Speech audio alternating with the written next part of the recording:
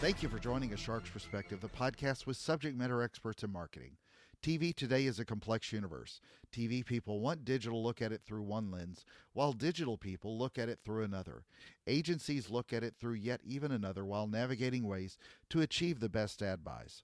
Mitch Oscar is a television thought leadership consultant, the founder of Hocus Focus, and the former EVP at both MPG and Carat. His experience and Rolodex in TV are amazing. And on this episode, we'll discuss the state of TV, past, present, and future, whether it's linear, VOD, addressable, programmatic, or some sort of contextual audience network. So let's listen to a TV futurist with an innovative shark on this episode of A Shark's Perspective.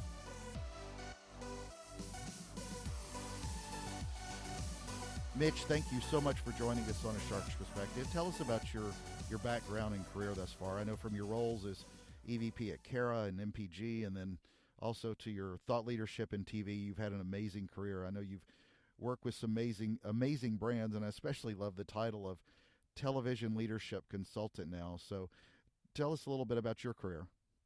So my career, graduated poet laureate, couldn't get a job. I was a custodian, went to video and secretarial school.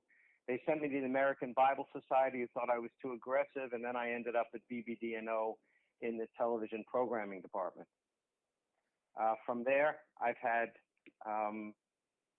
been the media futurist, as you've mentioned, at Carat, Universal McCann, at Havas, formed collaboratives where 250 executives would meet quarterly. There'd be a lunch, good sandwiches, good networking, and now I have formed the Secret Society, which is the last democratic institution left in the United States. Yeah, well, sounds like a natural progression. What are some of the major brands that you've worked with closely in TV advertising? I had the honor of introducing New Coke and quickly bringing back Classic Coke on my birthday, July 10th. Wow. A Swatch watch introduced in the United States, worked with Hyundai, Chrysler, Aruba. So a litany of major clients, Pfizer, New Line. Those are some of the major clients that worked on in my career, but mostly what I've done in my consultancy, which is called Hocus Focus, have worked with media companies talking about advanced television and being a leader in whether programmatic, addressable, or what I call contextual audience networks like the Turner Ignites, Viacom Vantages, NBC Audience Studio. So let's dive in then on TV and talk a little bit deeper on where you are really as far as your thoughts today on advanced addressable TV, programmatic, the contextual audience networks.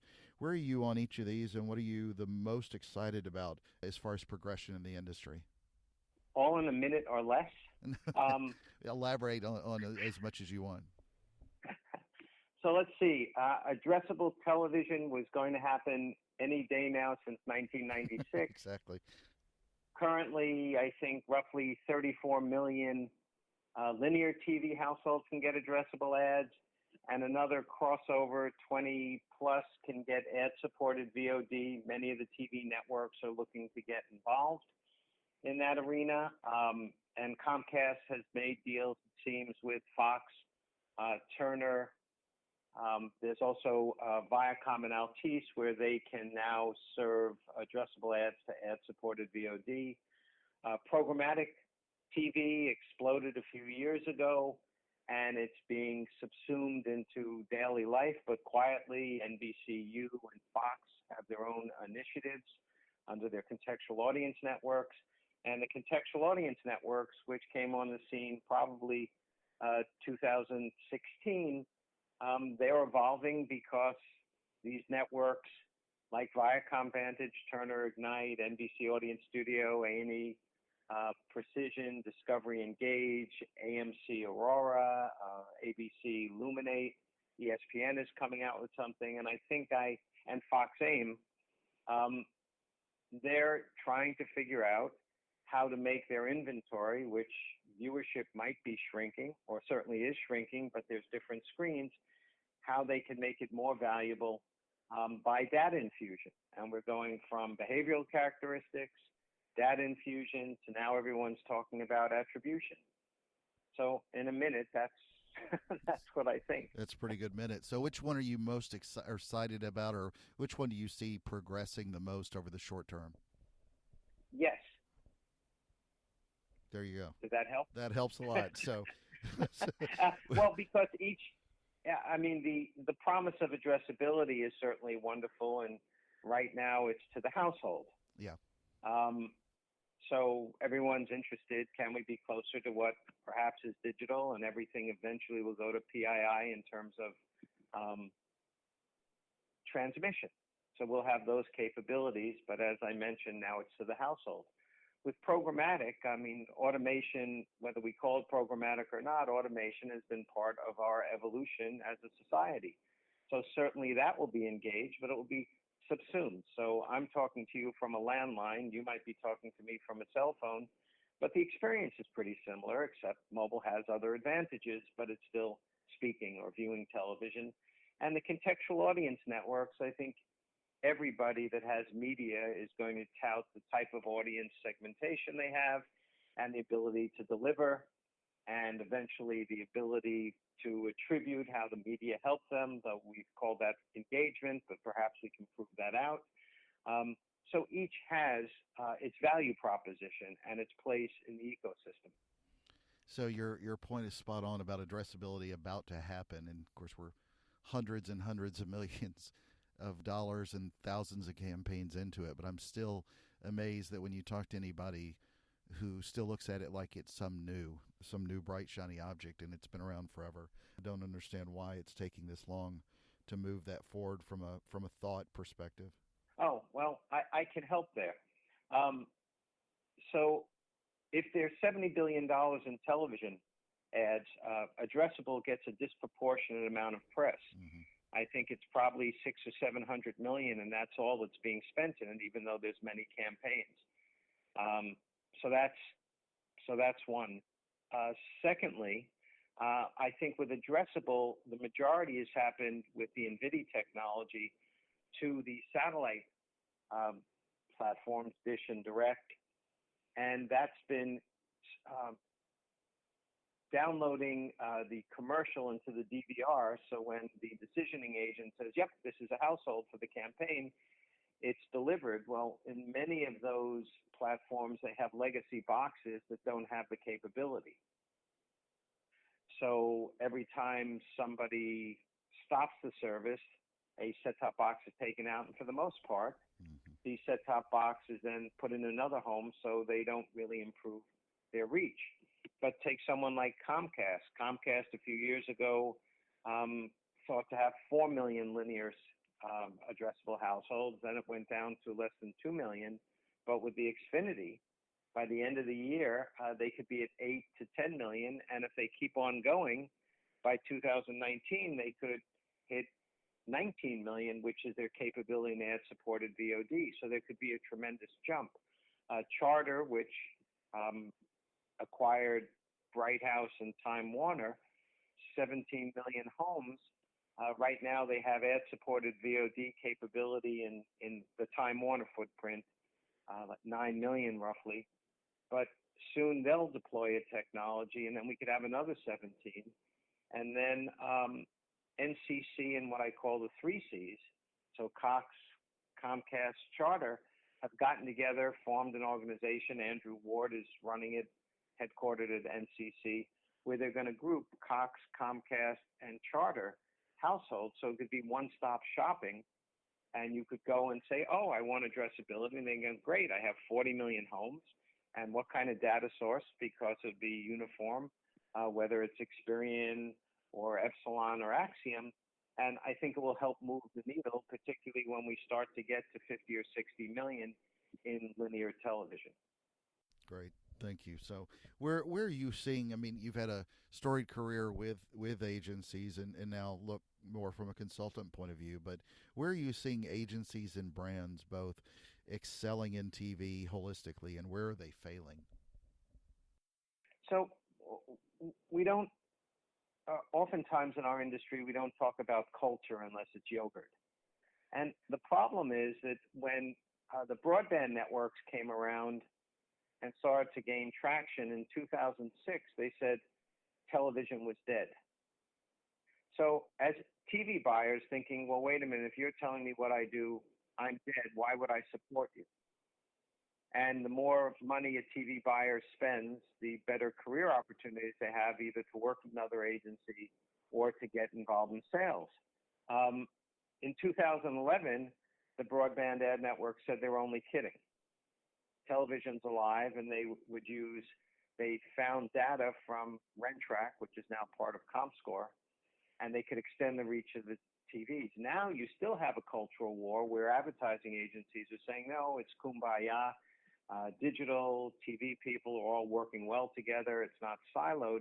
I don't think that's true because they have different expertise, but the platforms are causing confusion and melding. So if you look at something like Hulu, technically streaming video would be a digital expertise, but then Hulu has TV scripted programs that the TV buyers are actually buying in their upfront scatter opportunistic plans, or the inventory is being used for audience deficiency. So I think that's blurring, which means that it will bring eventually digital and video people closer, but there's still going to be a divide for a while. So I can relate this to a biblical story when you say, the question is, well, when will this end? When will it just be kind of one? And I was reading a book about the 10 most important books about Judaism, and in Deuteronomy, they talked about the Exodus, and it answered a question that I was always wondering about. Why did it take 40 years for Moses and the people to travel to the new land, the promised land, when you only had to go up the road a half a mile and make a left? And apparently, God says to Moses, follow my rules, I'm terrific, I'll get you to the promised land. If you don't, I'm a vengeful God. As Moses and the tribes leave, they happen to catch Charlton Heston in the Ten Commandments. All of a sudden, they disobey God. They're disobeying God, and God decided as a punishment that no one who left, who disobeyed him, would ever go to the promised land. Even Moses didn't make it across the river. So that's my way of saying when all the TV people die out, then it will be smooth transition, and there won't be this dichotomy between TV people, traditional, and digital people. So is the TV space, in your opinion, how much longer will it just keep becoming too complex? And at least do you see it as too complex? And at least in the short or even medium term, do you see that changing for the better or for the worse? So thank God it's complex, so I can earn a living. So that's one. Good point. The second part is I just did a study, and there's 25 platforms. Forget about linear and networks and syndication and anything else. But between addressable, programmatic, and contextual audience networks, 25 platforms. We hear about automatic content recognition, ACR, and I just looked at 8 platforms. These platforms cite 100 different data sources up last year, and this is self-reported from 61. So I think it's always going to be complex, and it's going to be complex for a couple of reasons. And one of them, as I just stated, and you've kind of stated, is there's too many platforms, too much data. There'll be more. There's going to be more cross-platform. So the same TV programming could be seen in, TV Everywhere apps, on social, on streaming video services, on linear and ad-supported VOD and DVR. And we don't have the technology on the agency side, in my opinion, or on the TV network side. So there's a company that I've been talking to called Operative, and they're trying to figure out how do you make a road where everybody can kind of plug in to not only agencies, but even the TV networks, so they can manage their inventory, take care of campaigning, trafficking, billing, and maximize yield for the networks and make it frictionless for the media agencies. And part of my understanding of that motivation is Facebook and Google have a frictionless experience for the agencies. So is there a way to make television less frictionful for agencies and TV buyers and everyone be happy? So I think that's the goal. So we need technology, we need to understand data, we need to understand inventory, and I think we need partnerships so that we can collaborate. Agreed. So one of the things that really made me want to reach out to you about doing this, other than from mutual friends who have known your thought leadership, is you give a just a really in-depth and great holistic view of the industry. And I'd like to talk a little bit then about the newsletter you publish, Hocus Focus. There's a lot of information in there about TV and the digital media ecosystem. What inspired you to start putting this out? So I'm not entrepreneurial, I'm desperate. And so from that, I've led to my own discoveries, and I thought, I have to read everything, and I've been publishing this since '93. Yeah. And I have to read everything, and where can I put the information so that I can use it as a resource for myself? So I've been publishing more or less once a week since 1993. And then it's a good way to reach out to people and say, hey, here's a newsletter. I'm not charging. There's no advertising. And, this is what I find interesting. Whether I agree with it or not, I'll put it in the newsletter. It's generally 5 pages. There's charts. I read 30 trades a week to make sense of this. So, and if you want to know where the name came from, I do. I raised money for Charlie Rose, and Charlie Rose moved his show to Bloomberg. And I met Michael Bloomberg before he was mayor and just said, could I help? You have a media empire that's growing. And he said he had problems with his radio station, and because of who he was, it didn't have to be good, but it couldn't fail. And I said, well, I was reading the Peloponnesian Wars, and that's how Athens felt, and I would love to work together. So he said, all right. He allowed me to help him reformat his radio station. Well, it was the first client I had. I was dating someone who eventually became my wife, Homa, who's a Afghan refugee. And so I said, can I be paid? I figured he would write a check to Mitch Oscar. And he said, no, you need a company name. So part of what I had done was focus groups. So I said, oh, yes, it's Hocus Focus. So you're a frequent speaker and thought leader, and what do you now generally convey to those crowds when you're discussing the state of TV and where we are in the industry? What do you want them to learn, and then make changes with to make the industry better and inch this thing forward? So I did something called the Collaborative Alliance from roughly 2004 to 2012, where I get people together. There'd be like 250 people, accepted advertising week for a few years, up to 400 people. And it would be 2 hours, and we would serve sandwiches. People would get to see one another, so they'd network. If they were looking for work, it would be a good place. And I'd have 4 or 5 speakers, no more than 15 minutes. And I felt it was a good arena to hear what your competitors are doing, not looking for the aha moment or understanding, but more, that's interesting. I've read about them, and now I'm seeing them in the flesh, and now I'll go meet them or do whatever, and I'd be shouting out to the audience, and so getting different people engaged. And then I took a year off, and then I said, okay, in this new advanced television arena, because programmatic a couple of years ago was really booming and on everyone's mind and all the headlines, and I wrote to a bunch of people who were getting the newsletter and said, oh, I'm going to form a secret society. So people wrote back and said, okay, I'm in. What is it? And then we decided you just needed a mask, and a cape was optional. We would get people to donate space. So Rentrack, now part of ComScore, was very nice. They gave us their boardroom. We outgrew them. And then Turner, Dan Avasano, and Larry Allen and Mike Strober were really nice. And They gave us space at Time Warner Center, and now we're 150 people, and so there'll be topics, and then I'll have people speak for 5 minutes, and I want them to share something insightful, not the keys to the kingdom, but insightful. So the last session was about ACR.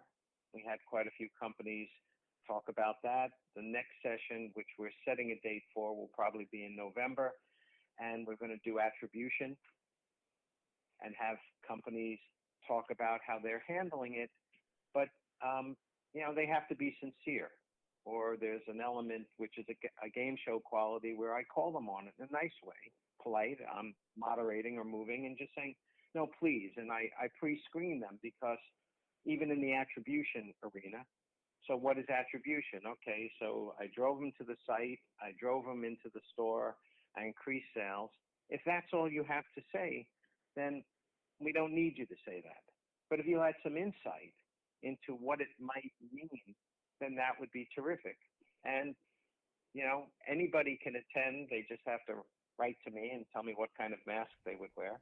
And then they'll get the newsletter, and they can, be in the audience. And as we grow and there's topics, we just go for it. But I think I mentioned before, it's a democratic institution, something we're losing sight of in the U.S. Absolutely. So your book, Trials and Defibrillations, Interactive TV in the U.S., that was put out back in 2008. Are you working on one for a decade later, or where are you with that? So I migrated from thinking I would write a book to now I have white papers on the different platforms, on different data. And so I thought, given that I had a son who was in college and a mortgage to pay, writing a book is not the way to go, and I'm not going to be on the lecture circuit, so it's more papers for clients and sharing with friends, but not a book. Well, between that and the newsletter, you've become quite the content marketer, so maybe that's the way they'll Yeah, and they'll I'm look just at it. wishing people to share things, Exactly. to hear about it, and no paid political announcements.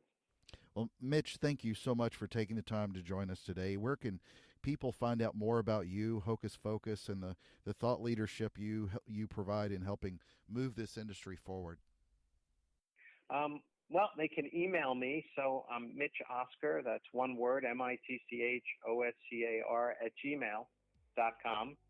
And then I would certainly share my newsletter and talk with them and invite them to attend the Secret Society if they'd like. Great. Thank you, Mitch, so much for speaking with us on A Shark's Perspective today. All right. Thank you very much, Shark.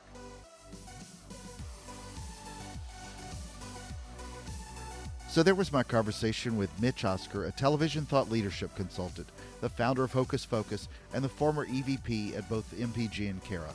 Let's take a look at 3 key takeaways from our conversation with him. First, let's look at the big 3. Addressable has been the hot new thing for a long time, but still hasn't been fully adopted. Some of that technological because of the boxes. Programmatic has exploded, but has some limitations. Contextual audience networks have value with data infusion based on some behavioral characteristics, but has some limitations even still. They each have a strong value proposition while trying to make their inventory the most valuable.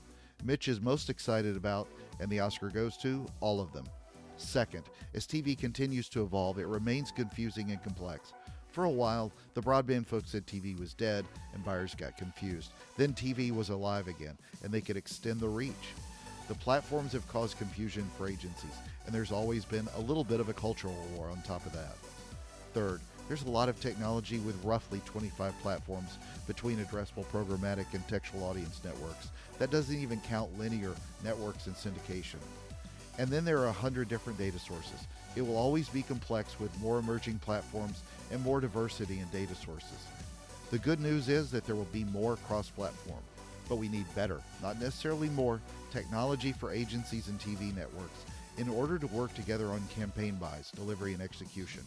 We need technology, a better understanding of data, a better understanding of inventory, and partnerships for collaboration. Eventually, digital and TV people will be closer together, but there will still be some divide. Got a question? Please feel free to find me on LinkedIn or send me an email to kenneth@asharksperspective.com. Thank you so much for taking the time to listen to this show regarding another one of the many components that makes up marketing today. The marketing revolution will not be televised, but it will be on this podcast. And join us on the next episode of A Shark's Perspective.